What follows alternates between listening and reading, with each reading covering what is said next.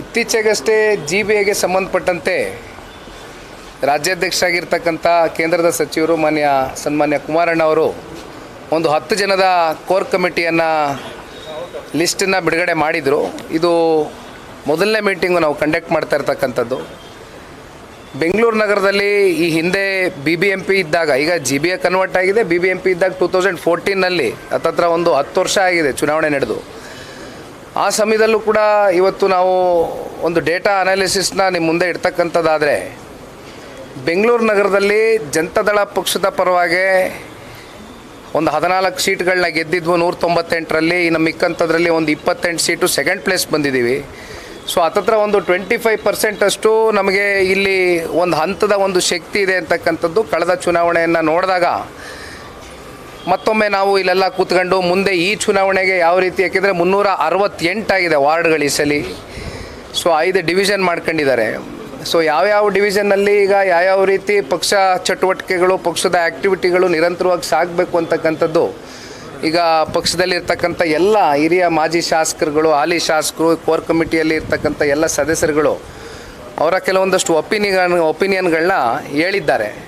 ಇನ್ನೊಂದಷ್ಟು ಸಮಿತಿಗಳು ಕೂಡ ರಚನೆ ಆಗ್ತಕ್ಕಂಥ ನಿಟ್ಟಿನಲ್ಲಿ ಒಂದಷ್ಟು ಟೈಮ್ ಫ್ರೇಮ್ನು ಕೂಡ ಫಿಕ್ಸ್ ಮಾಡ್ಕೊಂಡಿದ್ದೇವೆ. ಬಹುಶಃ ಇನ್ನೊಂದು ವಾರ 10 ದಿನದಲ್ಲಿ ಇವೆಲ್ಲವೂ ಕೂಡ ಕಾರ್ಯರೂಪಕ್ಕೆ ತೊಗೊಂಡು ಬಂದು ಗ್ರೌಂಡಲ್ಲಿ ಇಳಿದು ಕೆಲಸ ಮಾಡ್ಕೊಳ್ತಕ್ಕಂಥದ್ದಕ್ಕೆ ಈಗ ಪಾರ್ಟಿ ಕಡೆಯಿಂದ ಎಲ್ಲ ಸಿದ್ಧತೆಗಳನ್ನ ಮಾಡ್ಕೊಂಡಿದ್ದೇವೆ. ಮೈತ್ರಿ ಬಗ್ಗೆ ಅಥವಾ ಸೀಟ್ ಶೇರಿಂಗ್ ಬಗ್ಗೆ ಏನಾದರೂ ಡಿಸ್ಕಸ್ ಆಯ್ತಾ ಸರ್? ಈಗ ನಮ್ಮ ಮುಂದೆ ಇರ್ತಕ್ಕಂಥ ಪ್ರಮುಖವಾದಂಥ ವಿಚಾರ, ನಮ್ಮ ಪಕ್ಷವನ್ನು ಬಲವಾಗಿ ಕಟ್ಟಬೇಕು. ನಮ್ಮ ಪಕ್ಷದಲ್ಲಿ ಈಗ ಇರ್ತಕ್ಕಂಥ ಯಾರು ಈ ಕಾರ್ಪೊರೇಟರ್ಗಳಿರ್ಬೋದು, ಯಾರ್ಯಾರು ಹಿಂದೆ ಗೆದ್ದಿದ್ರು ಅಥವಾ ಈಗಿರ್ತಕ್ಕಂಥ ಪ್ರಬಲವಾದಂಥ ಲೀಡರ್ಶಿಪ್ ಎಲ್ಲಿದೆ, ಯಾವ್ಯಾವ ಅಸೆಂಬ್ಲಿ ಸೆಗ್ಮೆಂಟ್ಗಳಲ್ಲಿ ಅವರೆಲ್ಲರೂ ಕೂಡ ಕರೆದು ಮಾತನಾಡ್ತಕ್ಕಂಥದ್ದು, ಅವ್ರನ್ನೂ ಕೂಡ ಒಂದು ಪರಿಗಣನೆಗೆ ತಗೊಂಡು ಹೋಗ್ತಕ್ಕಂಥ ಕೆಲಸ ಮಾಡ್ತಕ್ಕಂಥದ್ದು ಒಂದೇ ನಮ್ಮ ಉದ್ದೇಶ. ಅದು ಬಿಟ್ಟರೆ ಈಗ ಅಲಯನ್ಸ್ಗೆ ಸಂಬಂಧಪಟ್ಟಂತೆ ಸನ್ಮಾನ್ಯ ದೇವೇಗೌಡರು ಸಾಹೇಬರಿದ್ದಾರೆ, ಸನ್ಮಾನ್ಯ ಕುಮಾರಣ್ಣ ಅವರಿದ್ದಾರೆ, ಭಾರತೀಯ ಜನತಾ ಪಾರ್ಟಿ ನಮ್ಮ ಮಿತ್ರ ಪಕ್ಷದಲ್ಲಿರ್ತಕ್ಕಂಥ ರಾಜ್ಯ ನಾಯಕರು, ಕೇಂದ್ರ ನಾಯಕರಿದ್ದಾರೆ. ಅಂತಿಮವಾಗಿ ಅವರ ಅಂಗಳಕ್ಕೆ ಇವೆಲ್ಲ ನಾವು ಬಿಡ್ತೇವೆ. ಇದು ಇವತ್ತು ನಾವು ಮಾತನಾಡ್ತಕ್ಕಂಥದ್ದು ಬೇಡ. ನಮ್ಮ ಉದ್ದೇಶ ಒಂದೇ, ಪಾರ್ಟಿ ಕಟ್ಟಬೇಕು, ಪಾರ್ಟಿ ಕಟ್ತೀವಿ. ಕಬ್ಬಿನ ವಿಚಾರಕ್ಕೆ ದೊಡ್ಡ ಹೋರಾಟಗಳು ನಡೀತಾ ಇದೆ. ನಿಮ್ಮ ಪಕ್ಷದ ನಿಲುವೇನು ಸರ್? ನೀವೇನು ಹೋರಾಟಕ್ಕೆ ಭಾಗಿಯಾಗುತ್ತೆ ನಿಮ್ಮ ಪಕ್ಷ? ಈಗಾಗಲೇ ಕಬ್ಬು ಬೆಳೆಗಾರರು ಬೆಳಗಾವಿನಲ್ಲಿ ಬಹಳ ದೊಡ್ಡ ಮಟ್ಟದಲ್ಲಿ ರೈತರು ಆಕ್ರೋಶಭರಿತರಾಗಿ ಸಹಸ್ರಾರು ಸಂಖ್ಯೆಯಲ್ಲಿ ಇವತ್ತು ಬಂದು ಹೋರಾಟದಲ್ಲಿ ಬಹುಶಃ ನಿನ್ನೆ 6ನೇ ದಿನ ಪೂರೈಸಿದೆ. ಆದರೆ ಇಲ್ಲಿವರೆಗೂ ಕೂಡ ರಾಜ್ಯದ ಮುಖ್ಯಮಂತ್ರಿಗಳಾಗಲಿ ಅಥವಾ ಅಲ್ಲಿರ್ತಕ್ಕಂಥ ಜಿಲ್ಲಾ ಉಸ್ತುವಾರಿ ಮಂತ್ರಿಗಳಾಗಲಿ ಇದ್ರ ಬಗ್ಗೆ ಒಂದು ಚಕಾರ ಎತ್ತಿಲ್ಲ. ಇವೆಲ್ಲವನ್ನು ನೋಡಿದಾಗ ರೈತರ ಬಗ್ಗೆ ಅವ್ರಿಗೆ ಎಷ್ಟು ಕಾಳಜಿ ಇದೆ ಅಂತಕ್ಕಂಥದ್ದು ಬಹುಶಃ ಇದನ್ನು ನೋಡಿದ್ರೆ ನಮ್ಗೆ ಅರ್ಥ ಆಗ್ತದೆ. ಹಾಗಾಗಿ ಇನ್ನೇನು ಹೆಚ್ಚಾಗಿ ಎಕ್ಸ್ಪೆಕ್ಟ್ ಮಾಡೋಕ್ಕಾಗಲ್ಲ ಸರ್. ಒಂದು, ನಾನು ಇದನ್ನೆಲ್ಲ ಸೈಡ್ಗಿಟ್ಟು ಒಂದು ಮಾತಾಡೋದಾದರೆ, ರಾಜಕೀಯ ಇರಲಿ ಸೈಡ್ಗಿರಲಿ, ಆದರೆ ನಿಮಗೆ ಗೊತ್ತಿದ್ದಂಗೆ ಇವತ್ತು ಎಷ್ಟು ಜನ ಶುಗರ್ ಫ್ಯಾಕ್ಟ್ರಿ ಮಾಲೀಕರುಗಳು ಇವತ್ತು ಬೇರೆ ಬೇರೆ ನಾನಾ ಪಕ್ಷದಲ್ಲಿ ಇವತ್ತೆಲ್ಲ ಮಾಲೀಕರುಗಳಿದ್ದಾರೆ. ಈ ವಿಚಾರದಲ್ಲಿ ರಾಜಕಾರಣ ಮಾಡೋದು ಬೇಡ. ರೈತರು ಇಂಪಾರ್ಟೆಂಟ್ ಇದ್ದಾರೆ. ಸುಮ್ಮನೆ ಯಾರೋ ಒಂದೆರಡು ಸಿಂಗಲ್ ಇಂಡಿವಿಜುವಲ್ಗಳು ಅವರವ್ರ ರಾಜಕಾರಣದ ಬೆಳೆ ಬಯಸ್ಕೊಳ್ಳೋದಕ್ಕೋಸ್ಕರ ಇವೆಲ್ಲ ಕೂಡ ನಡೀತಾ ಇದೆ ಅಂತಕ್ಕಂಥದ್ದು ರೈತರನ್ನ ಬಲಿಪಶು ಮಾಡೋದು ಬೇಡ. ಇವತ್ತು ರೈತರು ಏನು ಕೇಳ್ತಾ ಇದ್ದಾರೆ, ಅದೇನು ದೊಡ್ಡ ವಿಚಾರ ಏನಲ್ಲ. ರಾಜ್ಯದ ಮುಖ್ಯಮಂತ್ರಿಗಳು ಇದನ್ನು ಸಂಪೂರ್ಣವಾಗಿ ಇಲ್ಲ, ಇದನ್ನು ರೈತರನ್ನ ಉಳಿಸ್ಬೇಕು ಅಂತಕ್ಕಂಥ ಮನಸ್ಸು ಮಾಡಿದರೆ ಅವ್ರ ಕಡೆಯಿಂದ ಇಲ್ಲಿವರೆಗೂ ಕೂಡ ಒಂದು ಸ್ಟೇಟ್ಮೆಂಟ್ ಬಂದಿಲ್ಲ. ಹೊರಗಡೆ ಜಿಲ್ಲಾ ಉಸ್ತುವಾರಿಗಳು ಬಂದು ಇಂಟರ್ಫಿಯರೆನ್ಸ್ ಕೊಟ್ಟಿಲ್ಲ. ರೈತರಿಗೆ ಇಲ್ಲಪ್ಪ ನಾವು ನಿಮ್ಮ ಜೊತೆ ಇದ್ದೀವಿ ಅಂತಕ್ಕಂಥ ಕನಿಷ್ಠ ಪಕ್ಷ ಬಂದು ಚರ್ಚೆಯನ್ನು ಕೂಡ ಮಾಡಿಲ್ಲ. ಇದು ಮಾಡ್ತಕ್ಕಂಥದ್ದು ಸೂಕ್ತ. ಪಕ್ಷದ ಕಡೆಯಿಂದ ನಾವೆಲ್ಲರೂ ಕೂಡ ಆಗ್ರಹಿಸ್ತೀವಿ. ಅತಿ ಶೀಘ್ರದಲ್ಲಿ ನೋಡ್ಕೊಂಡು ನಾವು ಕೂಡ ಭೇಟಿ ಮಾಡ್ತೀವಿ. ಒಟ್ಟಾರೆಯಾಗಿ ರೈತರ ಜೊತೆನಲ್ಲಿ ನಮ್ಮ ಪಕ್ಷ ಸದಾಕಾಲ ಇದೆ. ಈಗ ಅವರು ವಿಕ್ಟೋರಿಯಾದಲ್ಲಿದ್ದಾರೆ. ವಿಷಯ ನನಗೆ ನೆನ್ನೆನೇ ನಾನು ನೋಡಿದ್ದೀನಿ. ಪಾಪ ಅವರು ಭೂಸ್ವಾಧೀನ ಆದಂಥ ಸಂದರ್ಭದಲ್ಲಿ ಅವ್ರಿಗೆ ಲ್ಯಾಂಡ್ ಕಾಂಪನ್ಸೇಷನ್ ಸಿಕ್ಕಿಲ್ಲ ಅಂತಕ್ಕಂಥದ್ದು ಅವ್ರೇನು ಬಹಳ ಬೇಸತ್ತಿದ್ರು. ಅಲ್ದು ತಿರುಗಿ ಕೊನೆಗೆ ರಾಜ್ಯ ಸರ್ಕಾರ ಸ್ಪಂದಿಸ್ತಾ ಇದ್ದಿದ್ದರಿಂದ ನಿನ್ನೆ DC ಕಚೇರಿ ಆಚೆ ಕಡೆನೇ ಆತ್ಮಹತ್ಯೆಗೆ ಶರಣಾಗಿರ್ತಕ್ಕಂಥದ್ದು ನಿಜಕ್ಕೂ ಈ ರಾಜ್ಯ ಸರ್ಕಾರದ ಮತ್ತೊಂದು ರೈತ ವಿರೋಧಿ ಈ ಒಂದು ಉದಾಹರಣೆ ನಿನ್ನೆ ದಿನ KR ಪೇಟೆಯಲ್ಲಿ ನೋಡ್ತಾ ಇದ್ದೇವೆ. ಈಗ ಇಲ್ಲಿಂದ ನಾನು ಡೈರೆಕ್ಟ್ ವಿಕ್ಟೋರಿಯಾಗೆ ಹೋಗ್ತಾ ಇದ್ದೇನೆ. ಬಹುಶಃ ಪೋಸ್ಟ್ಮಾರ್ಟಮ್ ನಡೀತಾ ಇದೆ ಅಂತಕ್ಕಂಥದ್ದು ನಾನು ಈಗ ತಾನೇ ತಿಳಿದುಕೊಂಡೆ. ಅಲ್ಲಿರ್ತಕ್ಕಂಥ ಶಾಸಕರು ಮಂಜಣ್ಣವ್ರಿಗೂ ಬರೋಕ್ಕೆ ಹೇಳಿದ್ದೀನಿ. ಅವ್ರ ಕುಟುಂಬದ ಸದಸ್ಯರನ್ನ ಭೇಟಿ ಮಾಡ್ತೇನೆ. ಬಟ್ ಈ ಥರ ಪ್ರಕರಣಗಳು ಆಗದೇ ಇರತಕ್ಕಂಥ ನಿಟ್ಟಿನಲ್ಲಿ ರಾಜ್ಯ ಸರ್ಕಾರ ನಡೆಗಳಿಡಬೇಕಾಗ್ತದೆ. ಸರ್, ಈಗ 5 ಲಕ್ಷ ಪರಿಹಾರ ಕೊಡ್ತೀವಿ ಅಂತೇಳಿ DC ಸೂಚನೆ ಕೊಟ್ಟಿದ್ದಾರೆ. ನೋಡಿಪ್ಪ, ಇಲ್ಲಿ ಒಂದು ಜೀವಕ್ಕೆ ಬೆಲೆ ಕಟ್ಟಲಿಕ್ಕೆ ಆಗೋದಿಲ್ಲ. ಅದು 5 ಲಕ್ಷನೋ 10 ಲಕ್ಷನೋ ಇವತ್ತು ನಾನು ಚರ್ಚೆ ಮಾಡಲಿಕ್ಕೆ ಹೋಗೋದಿಲ್ಲ. ಆದರೆ ಒಂದು ಇಂಥ ಪ್ರಕರಣಗಳು ರೈತರು ಕಷ್ಟದಲ್ಲಿದ್ದಂಥ ಸಂದರ್ಭದಲ್ಲಿ ಕನಿಷ್ಠ ಪಕ್ಷ ಒಂದು ಸೌಜನ್ಯತೆ ಅಂತ ನಡ್ಕೊಳ್ತಕ್ಕಂಥ ಒಂದು ಕೆಲಸ ಅಲ್ಲಿರ್ತಕ್ಕಂಥ ಜಿಲ್ಲಾ ಉಸ್ತುವಾರಿ ಮಂತ್ರಿಗಳು ಅವರೇ ಅಲ್ವಾ, ಕೃಷಿ ಸಚಿವರು. ರಾಜ್ಯ ಸರ್ಕಾರ ಮಾಡ್ತಾ ಇಲ್ಲ. ಇವೆಲ್ಲ ಇಂಥ ಸಾಕಷ್ಟು ಘಟನೆಗಳು ನಡೀತಾ ಇದೆ.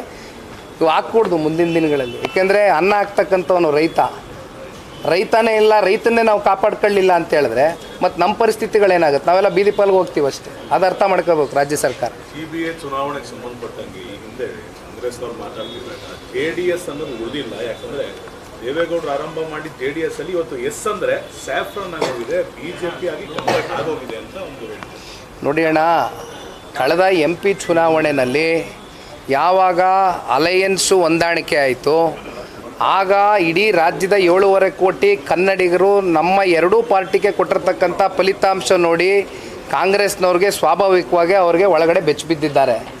ಹಾಗಾಗಿ ಈ ರೀತಿ ಮಾತನಾಡ್ತಾರೆ. ಆದರೆ ಒಟ್ಟಾರೆಯಾಗಿ GBA ಚುನಾವಣೆ, ಈ ಚುನಾವಣೆಯಿಂದ ಬೆಂಗಳೂರು ನಗರಕ್ಕೆ ಇಲ್ಲಿವರೆಗೂ ಏನು 70% ಆದಾಯವನ್ನು ಉತ್ಪಾದನೆ ಮಾಡ್ತಕ್ಕಂಥ ಬೆಂಗಳೂರು ನಗರ ಹೈಯೆಸ್ಟ್ ಟ್ಯಾಕ್ಸ್ ರೆವಿನ್ಯೂ ಕಲೆಕ್ಷನ್ ಆಗ್ತಾಯಿದೆ.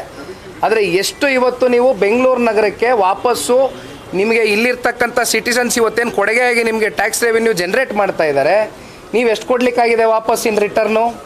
ಬೆಂಗಳೂರು ನಗರದಲ್ಲಿ ಏನು ಮಾಡಿದ್ದೀರಿ? ಕೊನೆಗೆ ಒಂದು ಗುಂಡಿ ಮುಚ್ಚಕ್ಕಾಗಿದೆಯಾ ಸರ್? 2 ತಿಂಗಳ ಹಿಂದೆ 2 ಇನ್ಸಿಡೆಂಟ್ಗಳು ನಡೆಯುತ್ತೆ. ಒಬ್ಬಳು 20 ವರ್ಷದ ಹೆಣ್ಮಗಳು, ಇನ್ನೊಂದು 26 ವರ್ಷದ ಹೆಣ್ಮಗಳು ಗಾಡೀಲಿ ಹೋಗ್ತಾ ಇರ್ತಾರೆ. ಗುಂಡಿ ಅವಾಯ್ಡ್ ಮಾಡೋಕ್ಕೆ ಹೋಗ್ಬಿಟ್ಟು ಬೀಳ್ತಾರೆ. ಅವ್ರ ತಲೆ ಮೇಲೆ ಬಸ್ ಹರ್ಕೊಂಡು ಹೋಗ್ತದೆ. ನಾನು ಹೇಳ್ತಾ ಇರೋದು ಇನ್ಸಿಡೆಂಟ್ಗಳು. BBMPನೇ ಹೇಳಿದೆ ಸ್ವತಃ 15,000 ಪಾಟೋಲ್ಗಳಿದೆ ಅಂತ. ಆ 15,000 ಪಾಟೋಲ್ಗಳಲ್ಲಿ ಎಷ್ಟು ಪಾಟೋಲ್ಸ್ ಮುಚ್ಚಿದ್ದೀರಿ? ನೀವೇ ಟೈಮ್ ಫ್ರೇಮ್ ನೀವೇ ಗಡುವು ಹಾಕ್ಕೊಂಡಿದ್ರಪ್ಪ. ಅಕ್ಟೋಬರ್ 31 ಒಳಗಡೆ ಅಲ್ವೇ ಉಪಮುಖ್ಯಮಂತ್ರಿಗಳು ಹೇಳಿದರು, ಮುಖ್ಯಮಂತ್ರಿಗಳು ಹೇಳಿದರು. ಗಡುವು ದಾಟೋಯ್ತಲ್ಲ, ಎಷ್ಟು ಪಾಟೋಲ್ಸ್ ಮುಚ್ಚಕ್ಕಾಗಿದೆ? ಈ ಗಡುವೆ ನೀವು ದಾಟೋದ ಮೇಲೆ ಇನ್ನು ಅದೆಂಥದೋ ಟನಲ್ ರೋಡ್ ಮಾಡ್ತೀನಿ ಅಂತೀರಾ. ಆ ಟನಲ್ ರೋಡ್ಗೆ ಎಷ್ಟು ಬೇಕು ಬಡ್ಜೆಟು? ಆ ಟನಲ್ ರೋಡಲ್ಲಿ ಓಡಾಡೋರು ಯಾರು? ಹೋಗಲಿ, ಆ ಟನಲ್ ರೋಡಲ್ಲಿ ಹೋಗಿ ಬರೋದಕ್ಕೆ ಎಷ್ಟು ಹಣಕಾಸು ಖರ್ಚಾಗ್ತದೆ? ಐ ಥಿಂಕ್ 640 ರೂಪೀಸ್ ಹೋಗೋಕ್ಕೆ ಬರೋಕ್ಕೆ. ಹೋಗೋಕ್ಕೆ 300 ರೂಪಾಯಿ, ಬರೋಕ್ಕೆ 300 ರೂಪಾಯಿ. ಈಗ ಕೆಲಸ ಮಾಡ್ತಕ್ಕಂಥವ್ನು ಇವತ್ತು ಪ್ರತಿನಿತ್ಯ ಮನೆಯಿಂದ ಆಫೀಸ್ಗೆ ಹೋಗಿ ಆಫೀಸಿಂದ ಮನೆಗೆ ಬಂದರೆ ತಿಂಗಳು 20,000 ರೂಪಾಯಿ ಇವತ್ತು ಟನಲ್ ರೋಡ್ ಕಟ್ಟಬೇಕಾ ಅವನು? ಆಮೇಲೆ ಬರೀ ಕಾರ್ ಹೋಗೋಕ್ಕೆ ಎಂಕರೇಜ್ ಮಾಡಿರಿ. ಸಾರ್ವಜನಿಕ ಸಾರಿಗೆಗಳಿಗೆ ಎಂಕರೇಜ್ ಮಾಡಿರಿ, ಪಬ್ಲಿಕ್ ಟ್ರಾನ್ಸ್ಪೋರ್ಟ್ನ ಎಂಕರೇಜ್ ಮಾಡಿರಿ. ಇನ್ನೊಂದು ಕಡೆ BMRCL ಕತೆ ಏನಾಗಿದೆ? ಮೆಟ್ರೋ ನೀವು ಏನು ಮಾಡಿದ್ದೀರಿ? ಎಷ್ಟು ಬೆಲೆ ಏರಿಕೆ ಮಾಡ್ಕೊಂಡಿದ್ದೀರಿ? ಪ್ರೈಸ್ ಹೈಕ್ಸ್ ಎಷ್ಟಾಗಿದೆ? ಸರ್ DCM ಪ್ರತಿಷ್ಠೆಯಾಗಿ ತಗೊಂಡಿದ್ದಾರೆ, ಟನಲ್ ಮಾಡ್ತೀನಿ ಅಂತ ಹೊರಟಿದ್ದಾರೆ. ನೋಡಿಪ್ಪ, ಒಂದು ಹೇಳ್ತೀನಿ, ಈ ಟನಲ್ಲು ನೀವು ಮಾಡಿ ಬಿಡಿ, ನಾನು ಇದ್ರ ಬಗ್ಗೆ ಚರ್ಚೆ ಮಾಡ್ತಾ ಇಲ್ಲ. ಆದರೆ ಒಂದು, ಈ ಬೆಂಗಳೂರು ಟ್ರಾಫಿಕ್ನ ಕಂಟ್ರೋಲ್ ಮಾಡ್ತಕ್ಕಂಥದ್ದಕ್ಕೆ ಪಬ್ಲಿಕ್ ಟ್ರಾನ್ಸ್ಪೋರ್ಟ್ಗಳನ್ನ ಎಂಕರೇಜ್ ಮಾಡಬೇಕು ಅಂತಕ್ಕಂಥದ್ರ ಬಗ್ಗೆ ನಾನು ಒತ್ತಿ ಹೇಳ್ತೇನೆ. ಅದಕ್ಕೆ ಇವತ್ತು ಮೆಟ್ರೋ ಇರ್ತಕ್ಕಂಥದ್ದು ಯಾಕೆ? ಮೆಟ್ರೋನಲ್ಲೂ ನೀವು ಪ್ರೈಸ್ ಹೈಕ್ಸ್ ಮಾಡ್ಕೊಂಡು, ಯಾಕೆಂದ್ರೆ ಅಲ್ಲಿ ಓಡಾಡ್ತಕ್ಕಂಥವ್ರು ಯಾರು? ಸ್ಟೂಡೆಂಟ್ಗಳು ಹೋಗ್ತಾರೆ, ಪ್ರತಿನಿತ್ಯ ದಿನಗೂಲಿ ಮಾಡೋರು ಹೋಗ್ತಾರೆ, ಆಫೀಸ್ನಲ್ಲಿ ಕೆಲಸ ಮಾಡೋರು ಹೋಗ್ತಾರೆ, ಎಲ್ಲ ಥರದ ವರ್ಗದ ಜನನೂ ಹೋಗ್ತಾರೆ. ಅವನ್ನ ಕಮ್ಮಿ ಮಾಡಿರಿ. ಇದೇನು ಒಂದು ಯಾವುದೋ ಪ್ರಾಫಿಟಬಲ್ ವೆಂಚರ್ ಥರ ನಡೆಸೋದಕ್ಕೆ ಹೋಗ್ತಾ ಇದ್ದೀರಾ? BMRCLನ ಪಬ್ಲಿಕ್ಗೆ ಅನುಕೂಲ ಆಗಬೇಕಲ್ವೇ? ಅವ್ರಿಗೆ ಆಕ್ಸೆಸಿಬಿಲಿಟಿ ಇರಬೇಕಲ್ವೇ? ಅದನ್ನು ಮಾಡಿ ಫಸ್ಟು ನೀವು. ಟನಲ್ ರೋಡ್ ನಿಮ್ಗೆ ಓಕೆ ಇದೆಯಾ ಸರ್? ನೋಡಿ ಸರ್, ಟನಲ್ ರೋಡ್ 50 ತಿಂಗಳಲ್ಲಿ ಮುಗಿಸ್ತೀನಿ ಅಂತಾರೆ. ಈ ಗುಂಡಿ ಮುಚ್ಚಕ್ಕೆ ಇವ್ರಿಗೆ ಯೋಗ್ಯತೆ ಇಲ್ಲ. ಈ ತಿಂಗಳು ಕಳೆದೋಯ್ತು ಗಡುವು. 50 ತಿಂಗಳಲ್ಲಿ ಕಂಪ್ಲೀಟ್ ಆಗುತ್ತೆ ಸರ್ ಟನಲ್ ರೋಡು. ಅವನು ಯಾರೋ ಬರ್ತಾನೆ, ಪ್ರೈವೇಟ್ ಅವ್ನು ದುಡ್ಡು ಹಾಕ್ತಾನೆ, ಅವ್ನಿಗೆ 600 ರೂಪಾಯಿ ಪಾಪ ಪ್ರತಿದಿನ ಒಬ್ಬೊಬ್ಬನ ಮೇಲೆ ಹೊಟ್ಟೆ ಮೇಲೆ ಬಡ್ದು ಜನ್ರೇಟ್ ಮಾಡ್ತಾರಲ್ಲ. ಯಾತಕ್ಕೆ ಮಾಡ್ತಾ ಇದ್ದೀರಿ ಟನಲ್ ರೋಡು? ಯಾವ ಪುರುಷಾರ್ಥಕ್ಕೆ ಮಾಡ್ತಾ ಇದ್ದೀರಿ? ಮಧ್ಯಮ ವರ್ಗದ ಜನಗಳಿಗೆ ಓಡಾಡಕ್ಕೆ ಮಾಡ್ತಾ ಇದ್ದೀರಾ? ಶ್ರೀಮಂತರಿಗೆ ರೋಡ್ ಮಾಡ್ತಾ ಇದ್ದೀರಾ? ಬರೀ ಕಾರಲ್ಲಿ ಓಡಾಡೋರ್ಗಂತಲ್ಲ ರೋಡು, ಬೈಕ್ ಅವರೆಲ್ಲ ಹೋಗ್ಬೇಕು. BJP ಪ್ರತಿಭಟನೆ ಮಾಡ್ತಾರೆ, JDS ಏನಾದಕ್ಕೆ ಬೆಂಬಲ ಕೊಡುತ್ತೆ. BJP ಅವರು ಇದನ್ನ ಪ್ರತಿಭಟನೆ ಹೋರಾಟ ತಗೊಳ್ಬೇಕಂತ ಮುಂದಾಗಿದ್ದಾರೆ. ಸರ್ ನೋಡಿ ಸರ್, ಇದು tunnel road it is a very unscientific approach. ಒಂದು ಅವೈಜ್ಞಾನಿಕ, ಜೊತೆಯಲ್ಲಿ ಎನ್ವಿರಾನ್ಮೆಂಟಲ್ ಕ್ಲಿಯರೆನ್ಸ್ಗಳು ಏನು ತಗೋಬೇಕಾಗಿತ್ತು ಅದು ಕೂಡ ತಗೊಳಕ್ಕಾಗಿಲ್ಲ ಇಲ್ಲಿವರೆಗೂ. It is totally unscientific. ನಾವು ಸಂಪೂರ್ಣವಾಗಿ ವಿರೋಧ ಮಾಡ್ತೀವಿ ಟನಲ್ ರೋಡ್ನ. ಫಸ್ಟು ಇರ್ತಕ್ಕಂಥ ಬೇರೆ ಪ್ರಾಜೆಕ್ಟ್ಗಳು, ಫ್ಲೈಓವರ್ಗಳಿದೆಯಲ್ಲ ಅದನ್ನು ಫಸ್ಟು ಕೆಲಸ ಮುಗಿಸಿ ಆಮೇಲೆ ಟನಲ್ ರೋಡಿಗೆ ಬರೋರಂತೆ. ಸರ್, ಇವತ್ತು ರಾಹುಲ್ ಗಾಂಧಿ ಅವರು ಮತ್ತೆ ವೋಟ್ ಚೋರಿ ಬಗ್ಗೆ ಮಾತಾಡಿದ್ದಾರೆ ಸರ್. ಮಹಾರಾಷ್ಟ್ರ ಸೇರಿದಂತೆ ಹಲವು ರಾಜ್ಯಗಳಲ್ಲಿ BJP ಆಡಳಿತ ಇರೋ ರಾಜ್ಯಗಳಲ್ಲಿ ವೋಟ್ ಚೋರಿ ಆಗಿದೆ. ಹರಿಯಾಣದಲ್ಲೂ ಕೂಡ ಈಗ ರಾಹುಲ್ ಗಾಂಧಿಯವರು ಕರ್ನಾಟಕದಲ್ಲಿ ಒಂದು ಕ್ಷೇತ್ರ ಆಯ್ಕೆ ಮಾಡ್ಕೊಂಡು ವೋಟ್ ಚೋರಿ ಆಗಿದೆ ಅಂತಕ್ಕಂಥ ಹೇಳ್ದಂಥ ಕ್ಷೇತ್ರ ಬಿ ಆರ್ ಪಾಟೀಲರು ಆಯ್ಕೆ ಆಗಿರ್ತಕ್ಕಂಥ ಕ್ಷೇತ್ರ. ಅವರು ಹೋಗ್ಲಿ ಓಟ್ ಚೋರಿ ಆಗಿದೆ, ನಮ್ಮೊಂದು ಸೋತು ಬಿಟ್ಟಿದ್ದಾರೆ, ಇನ್ನೊಬ್ರು ಯಾರೋ ಗೆದ್ದು ಬಿಟ್ಟಿದ್ದಾರೆ ಅಂತ ಕ್ಷೇತ್ರ ಪಾಯಿಂಟ್ ಔಟ್ ಮಾಡ್ತಾ ಇದ್ದಾರಾ?